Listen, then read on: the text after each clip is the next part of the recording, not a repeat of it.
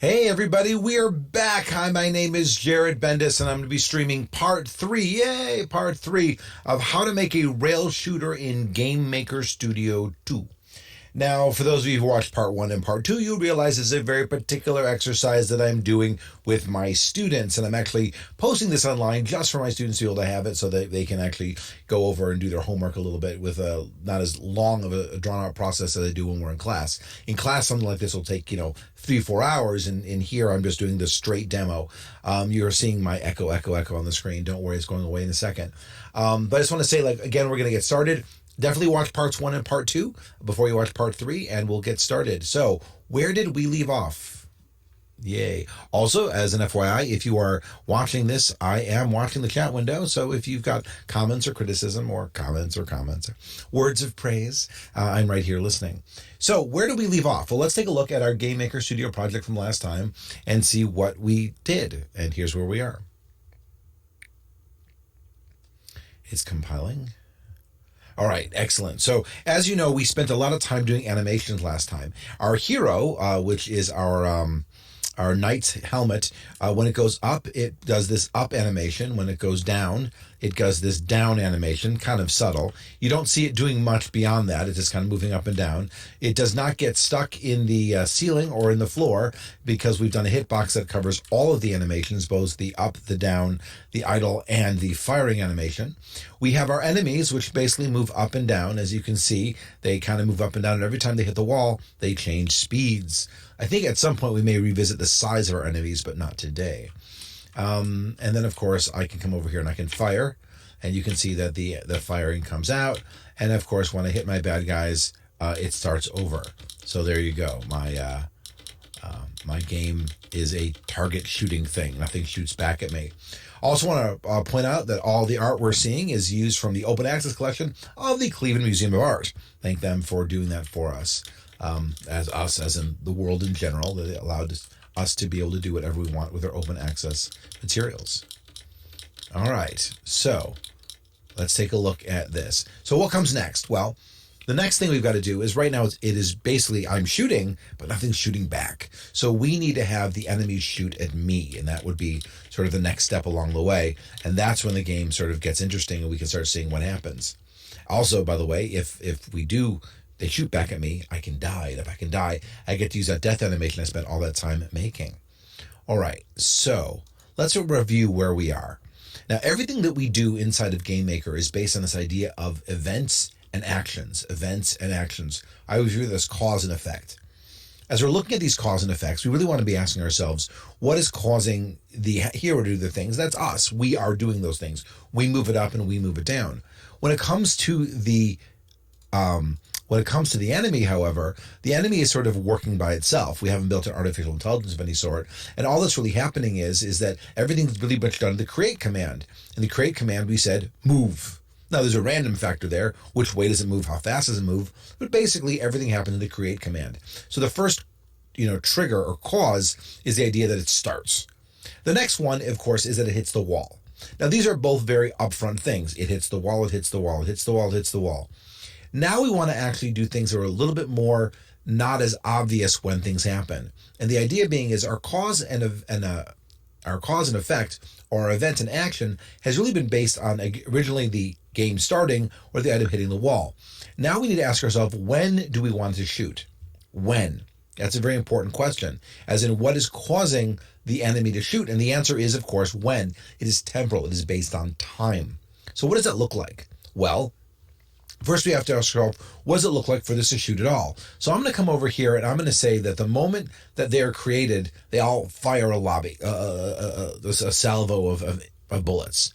So what I'm going to do is I'm going to put it here, even though I know it's wrong, I'm going to say when the enemy is created, it fires. Just so we can make sure that we've got that code down. It's a very simple code, by the way. We are going to come over here and we are going to say that the code is very much a create instance. The instance is of the instance hero bullet.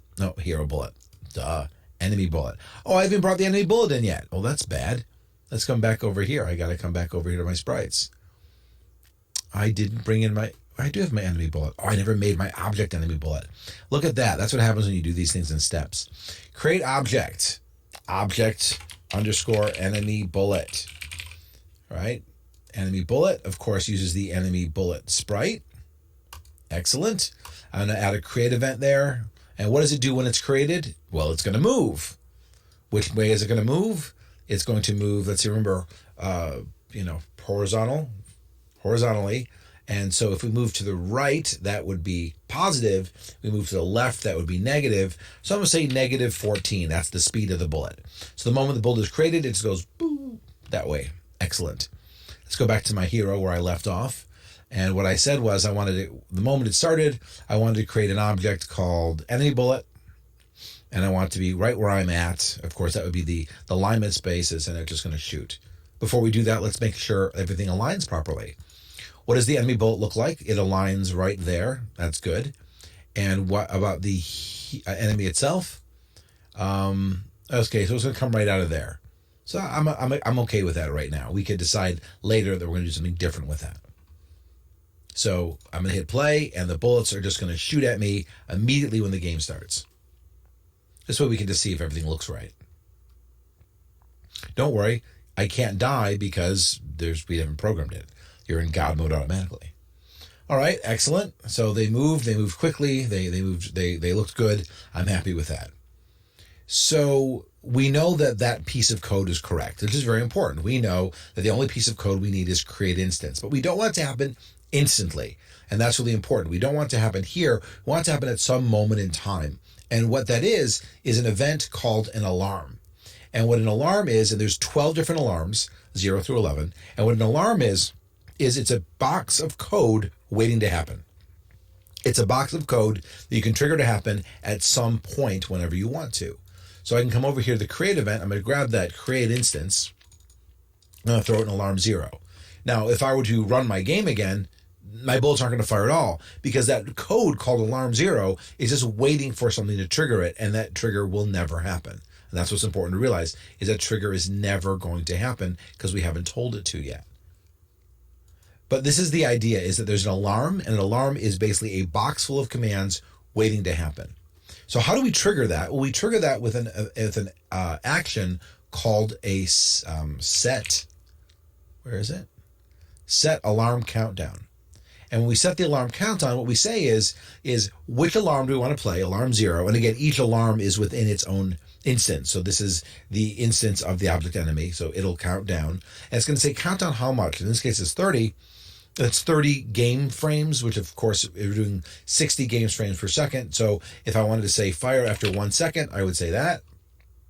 So now in 1 second, they will all fire at the exact same time. And here we go. Bam. And they all fired at the exact same time. And that's really what this is this constant thing here of having an alarm countdown and alarm. Now, what's neat is that this alarm thing can be very, very useful for us. And for instance, I can come over here and set the alarm to 1. Now, 1 tick is practically no time at all, which means the moment I hit play, they'll instantly fire at me. So if I just wanted to start subdividing up my code, I could create these alarms and just immediately just fire them. You can never set this timer to 0, though.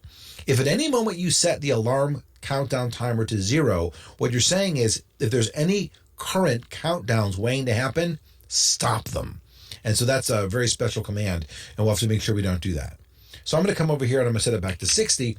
But, I don't like this idea that they're going to constantly all fire at the exact same time. That seems very, well, actually, we'll get back to that. Let me leave this for a second. I'm going to grab this one, and I'm going to put it back in. I'm going to put this one in alarm 0 as well. So not only does it fire a bullet, but now it says in 1 more second, fire another bullet. This is recursive. So inside of alarm 0, it calls alarm 0, and that's going to give us, one after the other after the other. What I was about to allude to is it's not going to look very good because it's going to be like literally a wall of bullets. Every second, they're all going to fire. Fire, fire, fire, fire. That's what happens every second. And the only reason it looks staggered at all is because these are staggered. And of course, because when they are coming, and of course, the speeds are changing here. But that's basically what we're looking at. So not quite what I'm hoping for here. And of course, I can fire. There you go. So we can fire at each other. Yay. All right, so that's the basic premise of this, an alarm. An alarm is very, very useful. I said it very quickly, but you really have to understand this concept. This is the most important concept, and I'll be honest with you, my students, this is the part that they screw up the most. When they can't figure out how the alarm works, they're not able to figure out how to make the enemies fire on their own. And that really is the difference between really understanding what coding is and not. Now, the cool thing is I don't want it to be 60 clicks, 60 frames. That's just too, rhythmic. So I'm going to come over here and I'm going to say random. Now, as we've been playing with random, there's two different randoms. One we're going to do is random range. A lot of times I use random plus a number. I do 30 plus random 30, which is a range of 30 to 60. But I'm actually been more and more using random range because it's very explicit what you're trying to do. So I'm going to come over here and say random range 30, 60, which means that every 30 to 60 frames, or every 1/2 to, let's make it 90. 1/2 to 1.5 seconds, it'll fire. And I'm just come back and change this one as well because I don't want them all to start the same way. So I'm going to say random range. And the first time it fires, I'm going to say, we'll do it again, 30, 60. So I want it to fire a little bit faster the first time. So now we're going to see that it's going to be a little bit more staggered. They're not going to fire as rhythmically. Of course, it's going to be kind of chaotic anyway because moving up and down. But now I really see this sense of I am being fired upon. Yay, fired upon. Ooh. Now it's going to be really interesting to find out whether or not I can even dodge these things when the time comes. Remember, currently my bullets only kill the the enemies. Notice, by the way, that my design has helped me here. Those daggers don't really require animation. I could maybe wiggle them a little bit, but I really don't need to. And if I did, I would probably wiggle them outside of Game Maker. I think right here, that's a pretty good thing. But if we wanted to, again, we could just load in the animated sprite and have it do its thing. This is not the end of the world at this point. And again, I've got mine. So I'm going to try to make it so that I can kill the enemy bullets. I want to do this before I go on because I want to make sure that I have a fighting chance. So when the hero bullet collides with the enemy bullet, what do? Well, we come over here and we destroy. Now here's the funny part. What do we destroy? Do we destroy the enemy bullet? Sure. It's the other. Do we destroy ourselves? Yes, we'll do that. I've had students make very mean games before. I've had students make games that when the hero bullet hit the enemy bullet was destroyed, but the enemy bullet kept going. I've had games where the hero bullet destroyed the enemy bullet and kept going. So there's so many different combinations here. And we're going to get to that in another video we're going to do a little bit later today, which is going to talk a little bit more about the nature of interactivity. Not a lot of programming, but a lot of good concept work. And if you're really trying to design a game, it's really important to sort of think of these things. Remember, we do these tutorials not because you're like, oh, I know where to click. I mean, there's plenty of tutorials out there to teach you how to click. I want you to hopefully be understanding why we're doing what we're doing along the way, that you're kind of hearing the logic about what we're doing as we're doing it. So if I come over here and hit, notice I keep playing it, I keep running it, and I do that because I want to make sure every step of the way that every known variable changes. All right, come over here, and now the question is, can I answer? The answer is yes. I can kill them. Now I want to double check also my hitbox. It's always a good thing to do that. So let's take a look over here at the hitbox, the collision box. Okay, that's good for that.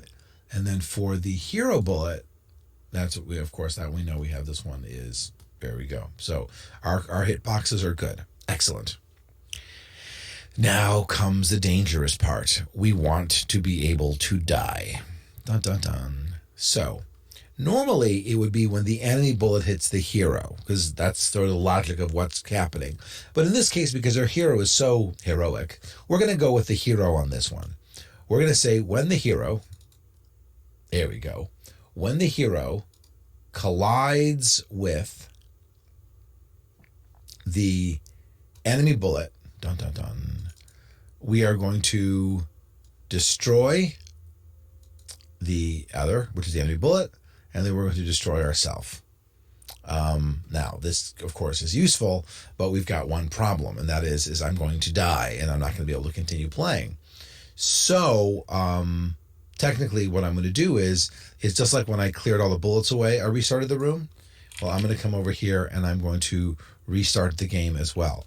That means technically I don't need to do either one of these things, but it just makes my life a little bit easier to start thinking about it this way. So now we can see just how hard this game is by how many times it takes me to clear the level. Oh, that was, nope, 2, 3. Hey, I did it 3. Hey, congratulate me. All right, there you go. All right. Oh, that's 1.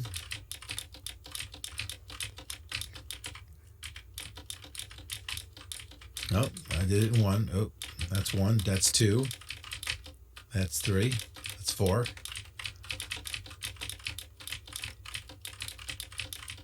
All right, I gotta be honest with you. This is probably a little bit Oh, okay. 1, 2, 3, 4.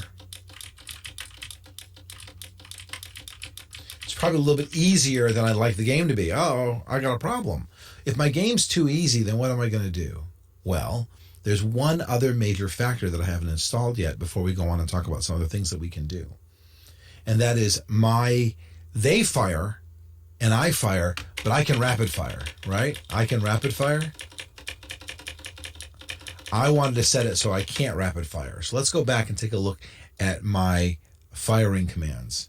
When I press the space bar down, right now I can only fire if I'm not firing. So the only limiter I have on my firing is basically that if I'm still animating, I can't fire. That's not what we want. We want to make it so that you literally can only fire if there's only, well, in this case, I'm going to say 1 bullet, but we can change it depending on what you want to do. So let's do another count. Let's count how many bullets we have. Let's come over here and count, get instance count, and count how many hero bullets are on the screen. Variable number of hero bullets. All right, great. So now I have counted the number of hero bullets I have. Now that I've counted the number of hero bullets I have, I can ask myself the question, if what? If variable number of hero bullets is equal to 0, as in if there's no bullets, then you can fire. That's it. I put it on the other side. Remember, always on the right for the if statement. And what that will do is this will slow down my shooting. And if it slows down my shooting, now it rewards me for accuracy, because that means the quicker I hit something, the quicker I get my bullet back.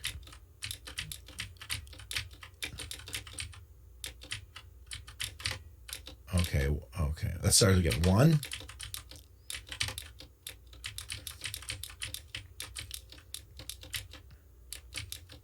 Okay, I killed the level in 1 without dying. Oh, okay, 1 death, 2 death, 3 death, 4 death. Okay, so let's come back over here and be a little more methodical. Okay, so let's see if I can clear the screen.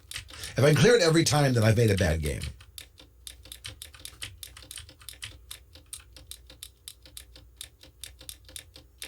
So a couple things to check for when you're making your game. The first one is don't move and see if you can methodically just keep killing things. To see if, in other words, is your bullet too big? And the answer is no, not moving didn't work for me. The second thing I'm going to do is I'm going to see if being at the top of the screen or the bottom of the screen protects me. And the answer is, I don't think it does. Yeah, at the top of the screen, I can still get hit.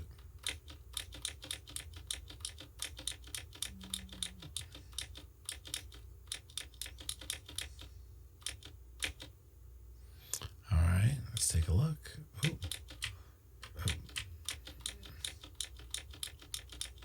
Okay, so top of the screen is not safe. Is the bottom of the screen safe? Nope, bottom of the screen isn't safe. All right, so both of those are pretty good. Now, let's take a look at some of the other parameters that fall into my game.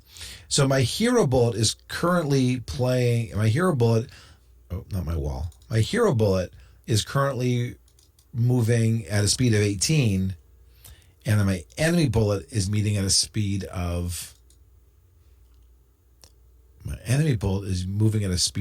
negative 14.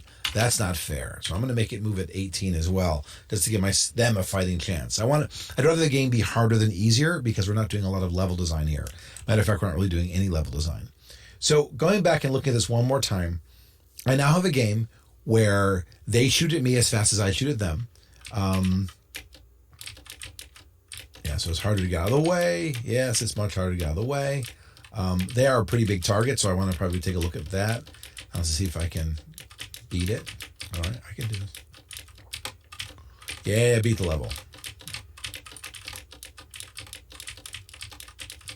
All right.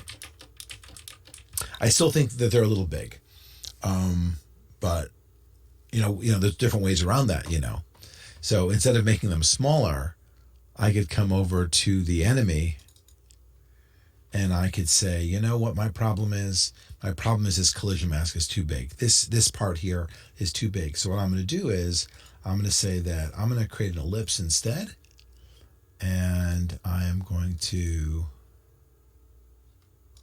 do a manual ellipse and say that I want the collision mask to be more like that. Now this game just got harder because it's going to be harder to hit them because you only can hit the heads. The bottoms don't count. It's kind of neat that I'm doing that. Again, this is all about game. Oh, okay. So, okay. 1, 2. Oh, 1, 2. Okay. Now the question. Now I get to stop counting and just see if I can kill them. All right, can I get to the end?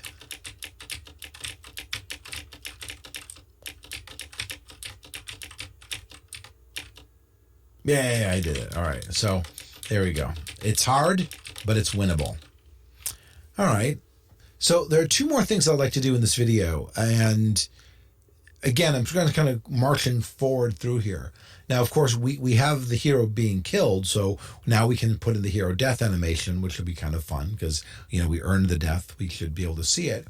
It'd be nice to actually have the enemy die as well, though we didn't create an enemy death animation. I'm going to show you a fun alternative to an enemy death animation.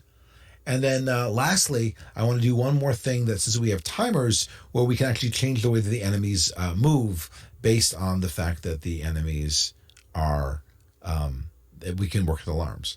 So let's do the hero death animation first. To do the hero death animation, we're actually going to create a separate object. The reality of it is that the hero death animation is just aesthetic. It's not the hero. The hero's got certain powers and abilities. It moves. But at the end of the day, what happens is the moment you kill the hero, you swap him out with somebody that looks just like the hero, and it's like a mannequin if this was a stunt, right? There's the guy doing, all of a sudden, bam, you replace him with the mannequin so that nobody really gets hurt. So the object I'm going to create is going to be called Object Hero Death. Now, we're going to use the hero death animation, which of course should be in here. I spelled it wrong, by the way. It's not it's Dita, not death. Cool thing about that is if I come over here and I rename this one to be death, it should rename it over here as well. So at least we got that going for us. That's the fun part about drag and drop is things tend to work that way. All right, so when the hero death animation plays, it doesn't do anything. What happens is that at the end of the animation, at the animation end, which would be other animation end, that's when we want to do those things I mentioned earlier, like restart the game. That's it. The animation ends. So this is going to be changed a little bit what we did before. Before we said it was when the hero died, when the hero died, the enemy bullet hit you, you destroyed the enemy bullet, which is true, and you destroyed yourself, which is true, but we're not going to restart the game. We don't want to restart the game. And matter of fact, before we even destroy ourselves, what we want to do is we want to place at the exact spot of where we are, that's 0, 0 relative, this hero death object. So we destroy the bullet, we put right in front of us the hero death object, and then we destroy ourselves. And then when the hero death object finishes animating, that's when we start the room. So now we can basically see if our hero death animation looks good.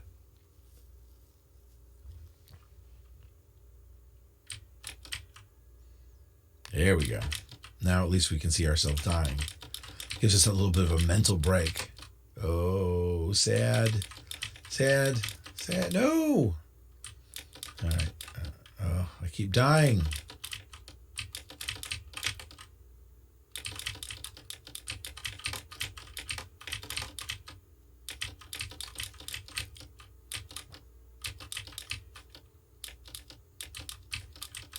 I can do this. I can't do this. All right.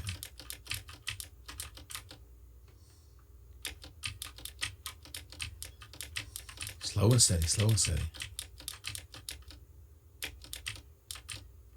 Oh, down. Okay, do this. 1, 2. Ooh.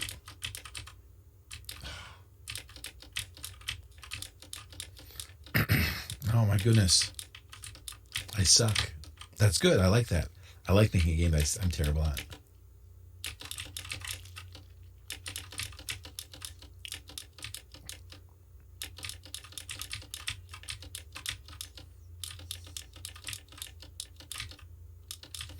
All right, let's do, okay, I'm gonna do it. I'm gonna do this time, right? 1. Okay, that's enough for that. So now the question is, how do I do an enemy death animation? Well, if I had an enemy death animation, I would do the same thing. I would have sprite enemy death. I would replace it, and then I would do it that way. And that's almost fine. And we can do that again. I don't need to show you that because it makes sense. You should be able to know how to do that at this point. If you can do it here, you can do it here. But wait, there's more.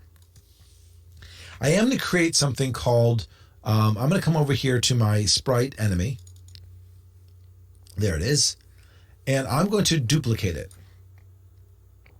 I'm going to call it sprite enemy dead. And again, I'm doing this because, oh no, I don't need a sprite enemy dead. That's silly. Sorry about that. Take that back. I don't need a second sprite that's the same.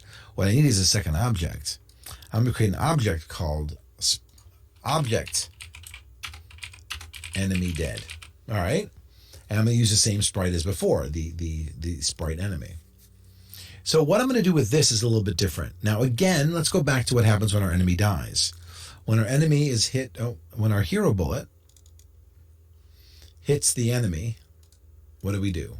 We do this whole thing. We destroy it. We count to see if it's the last one. If it's the last one, we restart the game. There you go. Otherwise, we destroy ourselves, or we just keep destroying ourselves. So, all right, so that's pretty good. But in this case, instead, I'm going to destroy, before I destroy it, I want to do something else.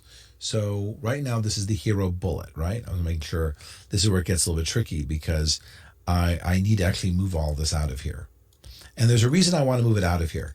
I want to do all of this on the enemy now, not on the hero, on the enemy, on the hero bullet.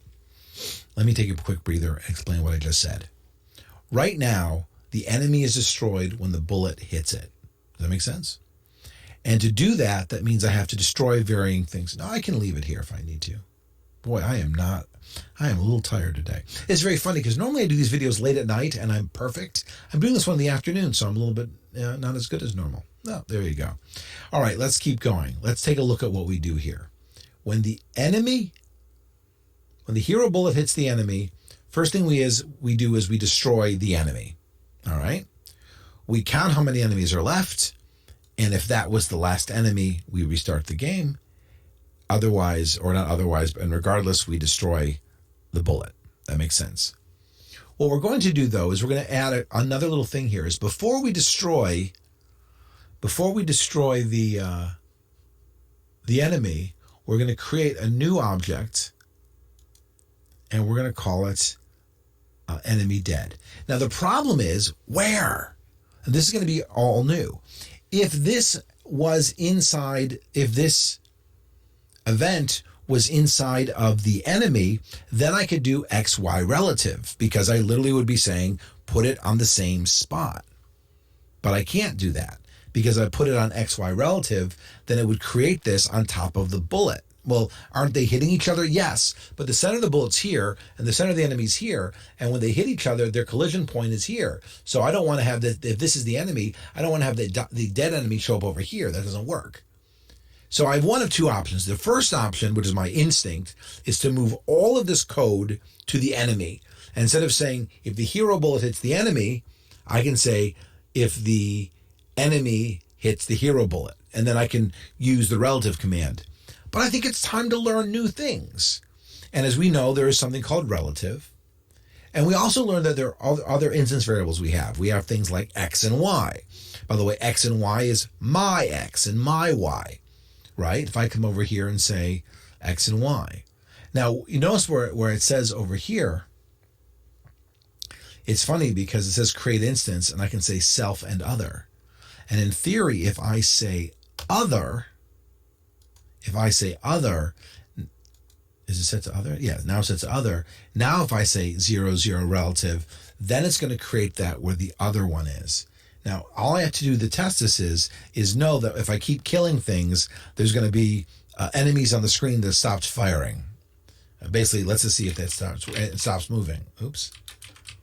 There we go. So let's just see if this looks good. Yeah. There we go. So the moment I shot it, it looked like it paused, and that's exactly what had happened. So all I did was, instead of doing the create instance, I create instance and using the other as the reference, so the relative works. Isn't that neat? We're so used to thinking about the self, we forget that self is the built-in command. So now that I've created this, I then of course have destroyed the other enemy, and then, of course the enemy is still, and of course it doesn't have any codex to it. Now we have this dead enemy here. What do we want to do? Create.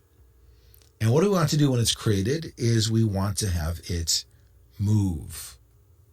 Now let's come over here and we're going to set the speed of this. We're going to say we want you to move really fast. Let's say 18. Before that, we need to set its direction. Now, which direction are we going to set it to? Now remembering this is 0, 90, 180, 270, 0. So 0 moves to that direction. So I could shoot it and they can shoot off the screen that way, which would be 0. Let's see if that looks any good. So this could be kind of funny. When we kill the enemies, they shoot off the screen. Yeah.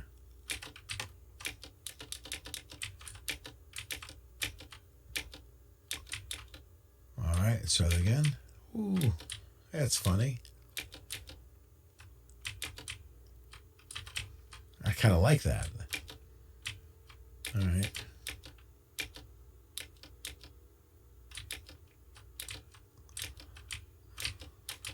Yeah, that's good. I like that. Of course, the last one won't work because the moment I fire on it, it won't. It counts the number of enemies, so you don't get to see the last animation, which is bad. We'll talk about that in a second.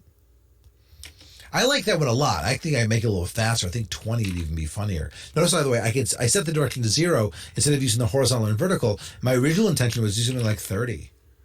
And I want to make sure you know that was my original intention. I want you to be able to see it so you get an idea of like, hey, there's other things you can do here. You know, I could have done that. But I kind of like my 0 better, so I'm going to set it to 0. And... you know, it's funny that I do that because if I come over here to object enemy bullet, right? I'm sorry, object, what is it? Object hero bullet. When the object hero bullet hits the object enemy bullet, what do? I destroy it. What if I don't destroy it? What if I destroy myself? But let's say instead of destroying it, let's say I were to say, set the speed first, set the speed, and again, of other, to be negative speed. In other words, shoot it the other direction. Yeah. And what if I were to, and what if I were to rotate it around a bit too? What if I were to rotate the object 180 degrees? And again, that's the other.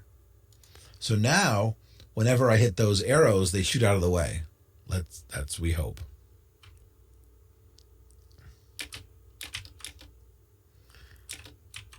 Yep. But that, you know what, that wasn't satisfying. I didn't like that. That wasn't as good. Because it's too fast. So the knocking them out of the way was good, but knocking the bullets out of the way, no, that didn't work. So we live and learn. We say we're not going to do that. But again, it's nice that we can play these games. Destroy instance. And again, we're doing this other first. So now we destroyed them again. And we have the helmet moving out of the way. And if we want to have some more fun with the object enemy dead, I can add a step event. Remember step events? And I can come over to the step event and I can come over here and I can say you can rotate negative 20. No, I'm going to rotate negative 20 relative. Let's see if that one works anymore. So now when it hits, it's going to rotate around its axis. Be careful where the axis is. Got to be the center. Otherwise, it's going to go wow, wow, wow. You know, just be prepared for that.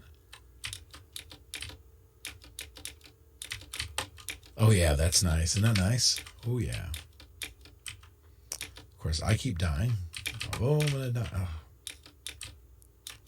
No. Maybe everything's too big. Maybe they're too fast now.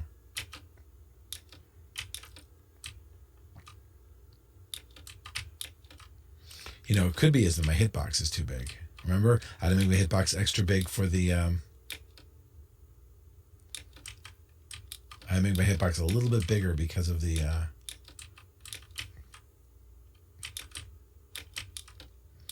But I have a trick to that as well. Since there really is only one hitbox, I'm going to show you my trick. But I'm going to wait for a whole other video to show that trick, since it's something that my students have been asking a lot about, but they don't know. The question is can I get... You know, the funny part is I'm being distracted by the animations, which, of course, is great. That's the whole point of realizing that when you put the animations in, it does change the nature of what's going on. All right, 1. There, 2, 3. Ah, damn. All right. Now, right now, what are we testing for? Well, first of all, by the way, what happens to those enemy deads is that they don't leave the screen, right? I created an object that leaves the screen, but they haven't done anything with it. So I've got to create a new one. I've got to create outside of room. And when the object is outside of the room, that is when you want to destroy itself, right? Remember, we want to do that. That's when this thing is. Now, this is where you test. Remember before when the hero bullet hit the enemy? When the hero bullet hit the enemy, you tested to see, was that the last one? Well, now we're going to take that code, this and this, right? We're going to take this and this, and we're going to put that in when the object enemy dead has left the room. And what we're saying here is, before it dies, if there are no enemies in this room, then restart the game. So it only happens, when does it test it? It tests it when the object death leaves the room. And that's because instead of a death animation, where the animation ending is our trigger, in this case, it's the animation dead has left the room. And that's, again, which the trigger is. So before the trigger was animation end. In this case, the trigger is, or actually there was no animation end, but the trigger would have been animation end. In this case, the trigger is whether it's left the room. So far, so good? Excellent. Now, we should be able to see this work by winning the game. How hard is that? All right, so 1. Uh-oh. What did I do? Oh, variable how many is I'm reading it. I made a mistake. I counted how many enemies. I didn't cut all the code. Oops. That's what error messages look like. You know, I'm gonna do it again so we can read it together and not panic. Let's die again as together. So, bam, error message. Stop. Fatal error. Dun dun dun. All right, it tells you it's in the other event outside room, and it's in the object enemy dead. So this literally tells you exactly where to look, which should be enough at this point. And then it tells you variable object enemy dead, that's where it is, variable how many enemies not set before reading it. And then basically you're like, oh yeah, I didn't do that. So remember, it tells you where it is, it tells you what the error message is. No reason to panic. So remember, if I come over to, excuse me, this one right over here, where I counted the number of enemy dead, that should be over here. Now, you have to get used to this. You have to make sure you put it beforehand. You've got to get used to the idea of moving things from point A to point B. Part of developing is to go, okay, that code is good, and that code is good there, but now we've added some more layer of what-ifs or something in between, and now we're going to take a look. So let's take a look and a listen and see what's going on. All right, so dead 1, dead 2. Uh-oh. Did it not? What happened? Uh-oh. I killed my enemy. Okay, let's do this again. Object enemy dead. Oh, dude, I moved the wrong item. See, you guys didn't stop me. Let's go back and do this again. Take a deep breath. I made a mistake. I wonder if any of you are watching were like, he made a mistake. And that's the fun part about doing these things. Just go to Hero Bullet. Hero Bullet. It was not, I was supposed to create the enemy. That was correct. It was this get instance count. That's what I was supposed to move, not create instance. It happens. Not my finest hour. Put it up at the top. And let's see what happens. Interestingly enough, it didn't crash the game. And I didn't panic. All right. One. Dead. 1, 2. Okay. 1, 2, 3, 4. 4. Come on, 5. Yay, I did it. All right, thank God. Whew. Now, there's only one last thing I'd like to do. Before I finish all of sort of my game interaction. And that would be, I would like my enemies to be able to change direction even if they are not hitting the wall. It's not that difficult, by the way, because we already know how to do it. Let's take a look over here. We know what happens when it hits the wall. What happens when it hits the wall is it does this code. What does it say? It says direction reverse, set speed. That makes sense, right? Just reverse direction, set speed. So I want to do this when I'm not hitting the wall. Well, I'm going to copy this code. Copy. And instead of putting that inside of some other event, I'm going to put it in an event called alarm. This time I'll do alarm 1, since I already have alarm 0 set. Remember, alarm 0 is what happens when it fires. Alarm 1 is now change direction. And what that does is it changes direction and it changes direction and it changes speed. Now, what's neat about this is technically I could put in a code like I did when we started, where it variably looked to see whether or not you went A or B, like up or down. But if you think about it, if I'm going down and the code triggers, then I'll still be going down just at a different speed. And that's not as satisfying visually. And that's actually what I did in class, was I did it that way. In this case, what I'm saying is that with the moment this alarm gets triggered, change direction, change speed. All right? So when do we trigger it? That's a good question. When do we trigger it? Well, we trigger it, dun, dun, dun. Well, when we set the first alarm countdown, we're going to set another alarm countdown. And we're going to set this one to be, let's do it at the same time. Let's just put it in between 30 and 60. Well, that one feels good. So anywhere between half a second and a second, it's going to change direction the first time. Copy this again, just because it's easier than typing. And I'm going to put it in over here again. And I'm going to say, let's just do, I'm going to leave it 30 to 60 as well. So what's going to say is that every half a second to 1 second, it's going to change direction. Now I'm going to have to really play with this for a second. All right, come on. Too fast. They're not getting to the top of the screen. Look at that.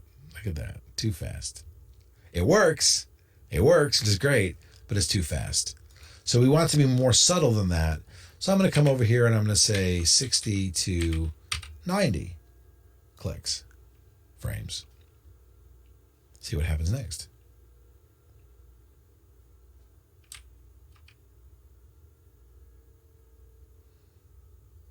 Now, the only bad news about this is that it literally means it will always change every 60 to 90. And that may be maybe too fast. Yeah, I think it's too fast. Let's slow it down even more. We don't want to constantly change the direction. We just want to be keeping us on our toes. So 90 to 120. Yeah, enough to keep us on our toes. Not that I really can follow this pattern anyway. Geez, this has been really tough.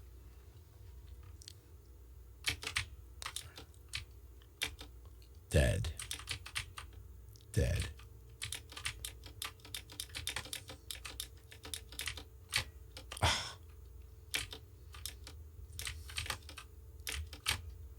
What's funny about this is that the the sponginess of my drag affects how quickly I can stop, and that affects basically how dangerous these daggers are. If I could stop faster, then the daggers wouldn't be as dangerous. I almost want to be going like this. Yeah, actually, not working.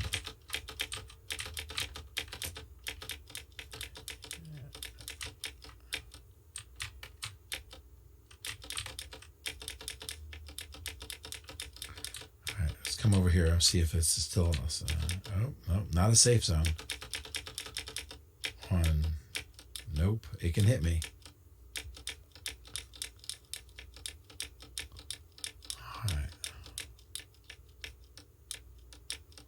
All right, that's it. We have a game.